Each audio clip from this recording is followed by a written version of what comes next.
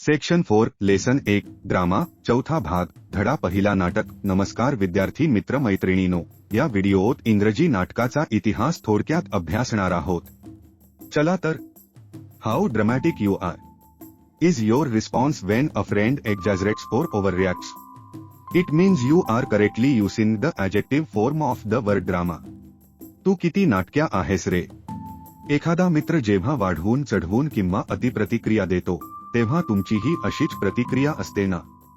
म्हणजे तुम्ही नाटक या शब्दाचे विशेषण योग्य रीतीने वापरत आहात। Drama is a performance which is essentially loud, exaggerated and larger than life. It is an audio visual media.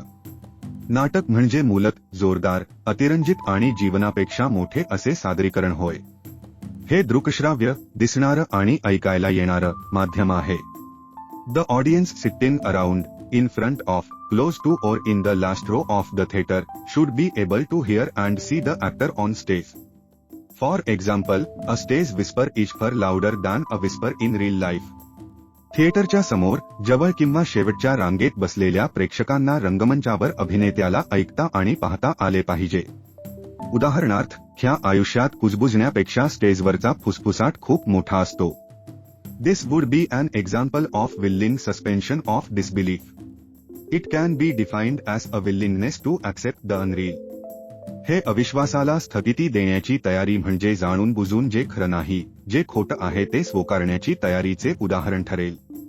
अवास्तव स्वीकारण्याची तयारी अशी त्याची व्याख्या करता येईल। It may also mean sacrifice of realism and logic for the sake of enjoyment. याचा अर्थ आनंदासाठी वास्तववाद आणि तर्कशास्त्राचा त्याग असाही होऊ शकतो।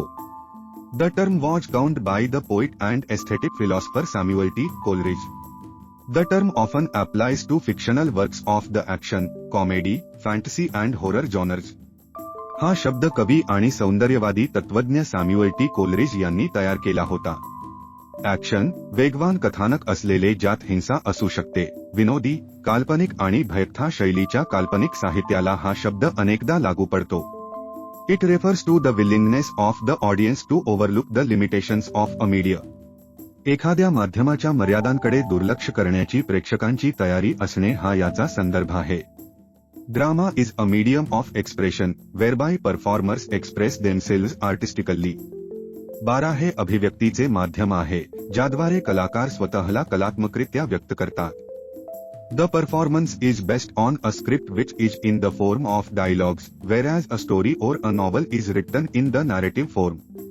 Poetry is language expressed in rhythm and meters.